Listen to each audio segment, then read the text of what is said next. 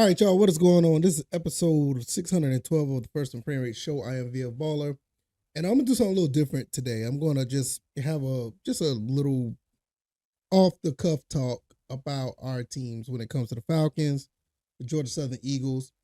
Give you my thoughts and opinions on everything that's been going on for the past few months. Because to be honest, there's not much to talk about when you look at the whole situation with the Falcons. They're basically off for the next few weeks until they come back for the get ready for the preseason.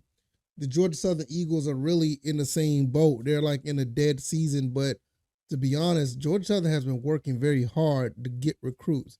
They're already focused on 2024, and I'm extremely excited about what these guys are doing there. So both teams in general are looking really nice so far. So I want to talk about just some things off the cuff. I may just scroll down the internet and just look at some topics or some articles real quick, or things that I've covered throughout the week, and just give you my thoughts and opinions on those things. Kind of like a refresher or reiterate some things, and just go from there. If this is your first time here, welcome. I really appreciate you coming through.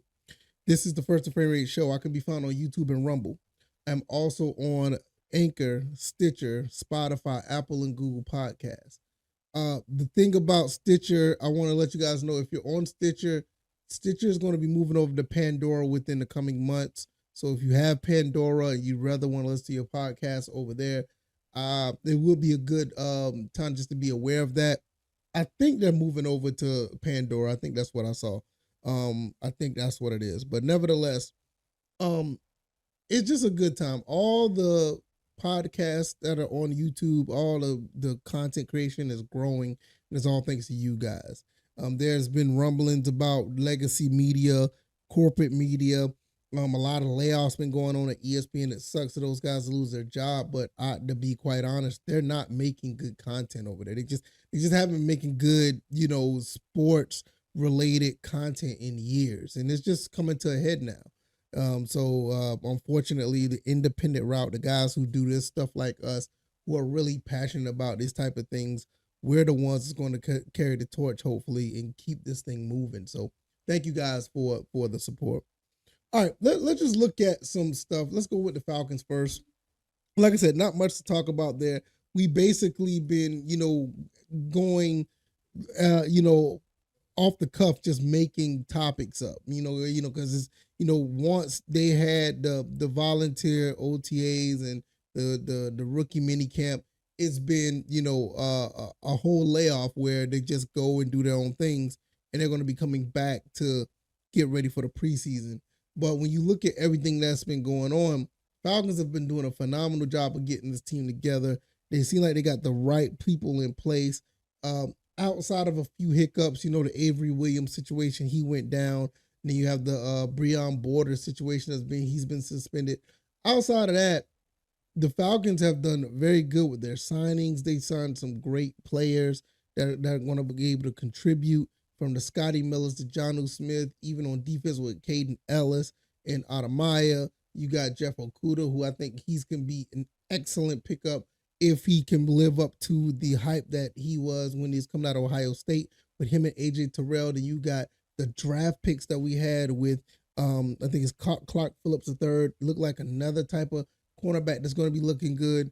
And the receivers that are coming on, like I said, Scotty Miller is giving high praises to Drake London. Drake London's like he's going to have a great second year. Mac Hollis is looking pretty decent.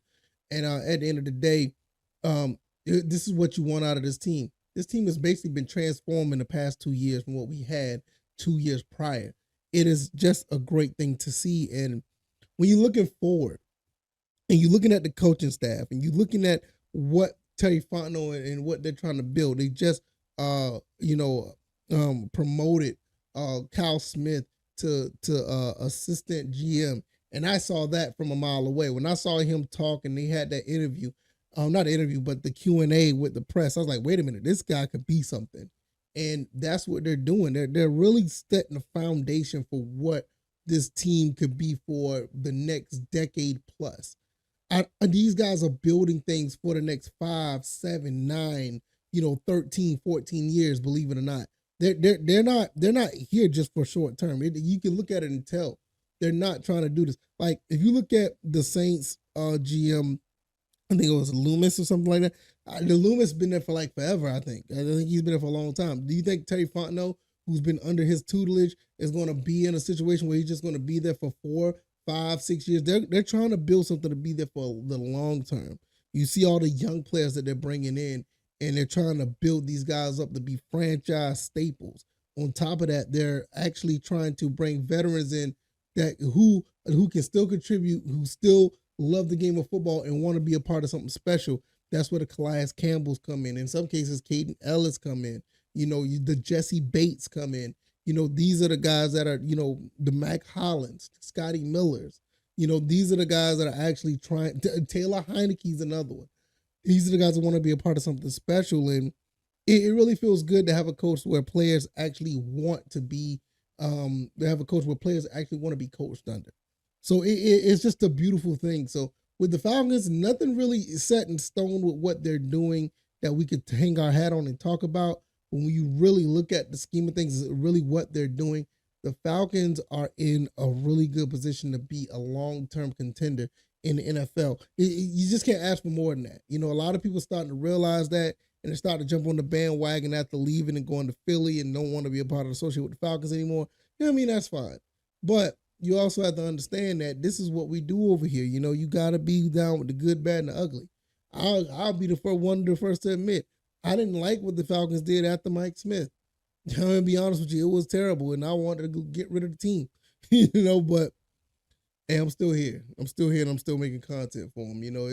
Sometimes they make you that mad. Sometimes you just got to love what they do at the same time. Let's jump over to Georgia Southern before we get out of here. Georgia Southern 2023 football commit. Coach Clay Helton. Man, let me tell you about this guy. Coach Clay Helton is another guy that's building something for the long term. He's going to be here for a long time. My gut feeling, I think he's going to be here for the long term. He's going to be one of these coaches that's going to be trying to etch his name in the Georgia Southern legacy. And with the recruits that he's getting, I don't even know where to begin when we start with 2023. What can you do when you start talking about 2023? 22 guys signed letter of intent in 2023. And out of those guys, we only got 2 hard commits, but I'm almost certain that these guys in 2023, they're going to commit at this point. It's almost time for the season to start. So these signed letter of intent, you might well say they're all, basically on the team in some chance or some form of fashion. 15 transfers coming in from other places. You got 1, 2, 3, 4. I'm trying to see. Let's keep going. 4, 5, 6, 7, 8. 8 of those guys are from Power 5 schools out of the 15. So half of those guys are coming in. And then we just got finished with, I'll get to 2024 in a second. But when you look at the 15 and 22, you're basically looking at 37. Well, let me see. 22 signed a letter of content based on 247.com. 2 hard commits, so that's 24 plus 15 transfers. So, what that is, you're looking at 39. You're looking at 39 players that's going to be on this team. This team basically just been remade. It's just been remade over in 1 year, and we didn't even realize it. So what we have with Georgia Southern, where we have all these new players, new faces are going to be on the team, and then you turn around and in 2024, which, my goodness, they're already on 2024. Coach Clay Helton already have 8 hard commits in 2024. That is really unheard of. The football season of 2023 hasn't even started, and we already have 8 hard commits from 2024. And we talked about pretty much all 8 of these guys already, from the Camelo Mazes, which I'm going down to one of his games, or at least a couple of his games, to go see how he looks. You're also looking at, what's the other? Keon Davis, another guy that I want to try to go see one of his games as well, because they're right here in the area where I live. Definitely going to go see those guys play. And it's just going to be a beautiful thing just to see this team continue to grow. It's like right now, before the season starts, we getting 3, 2 and 3 star recruits. Possibly in some cases, some of these kids could have been 4-star recruits, but some of these kids, they're so early, they can't even be judged on what star they are, because all of these guys are juniors going into the senior season, and they may have breakout years. It's one of the reasons why I want to go to a couple of these games. Tyler Budge, a quarterback out of North Carolina, he's going to be coming in. You also have Eli Anders, another guy that already have teammates that are on the team from his high school career. He's coming back to be with his teammates in Georgia Southern in 2024. It's just, when you look at what the Falcons and Georgia Southern Eagles are doing, they're building for long term. And I'm be honest with you, I haven't seen this happen for Georgia Southern in a very long time. I mean, you got to understand, after Paul Johnson, I mean, we really didn't have like the legit stability that we wanted. I mean, don't get me wrong, we had Jeff Monken and Willie Fritz. We had some good guys here. We also had, Chad Lunsford. But then again, we had the Brian Van Gorders. We had Seawalk, and Seawalk wasn't bad, but, we had those type of guys as well. So getting Coach Clay Helton from the West Coast and bringing him back over here is something that is really, really special. So I'm loving what's happening here with all of these recruits. We got 39 new faces is going to be on Georgia Southern campus starting 2023 football season. And then you already have 8 that's already committed. And I'm not talking about signed letter of content. Based on 247sports.com, these guys are hard commits, and some of these guys are absolute studs. I'm looking at some of these guys. They look like they're ready to go right now. 6'4", 205 as a junior. You're talking about Makai Isaac, tight end out of Warner Robins. Man, that guy he's still gonna grow. He could be as big as Keaton by the time he steps on campus. And Keaton's like 6'7". So this is what we're talking about when we have these type of players coming in. It's just beautiful. I mean, I think somebody said it in my comment section on YouTube. They were saying like, we're starting to get bigger, stronger, and faster. We had a lot of smaller, faster athletes, but now we're getting big, strong, and fast. So now we're going to be competing with Power 5 schools. We playing Wisconsin this year. I can't remember who we playing in 2024, but I know we turn back around 2025. You already know we're going to the LA Coliseum, back to the scene of the crime where Coach Clay Helton was at, and we're going to be playing the USC Trojans. So it is a beautiful thing at the end of the day. I'm just loving what Georgia Southern's doing. I'm loving what the Atlanta Falcons are doing. It's just a beautiful time, guys. I mean, what else can you say? What else can you say? If you like this commentary, hit the like button, share this podcast, subscribe to the channel if you haven't already. Let me know what you think about my 2 teams, man. I'm a Falcons and a Georgia Southern Eagle fan. I love both teams. I'm a little bit more passionate about the Eagles because I just love the college aspect of sports. I love it. I love watching these young guys, young men, young women go through the college ranks and become the type of person that they are. It's just a beautiful thing to see. So let me know what you guys think. I'm going to get up out of here. Hopefully you guys enjoyed this week of content.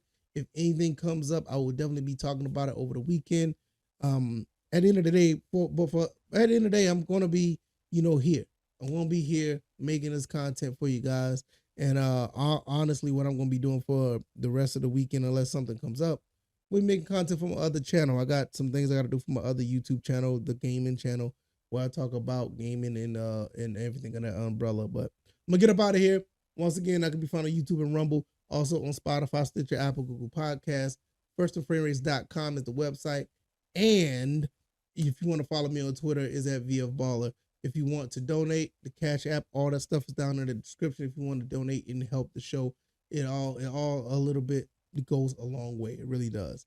All right, y'all. I'm going to get out of here. You guys enjoy the rest of your weekend and be positive. Do something nice. Hang out with your people. It's always good to do things like that. All right, y'all. Y'all take it easy and y'all be blessed. Peace.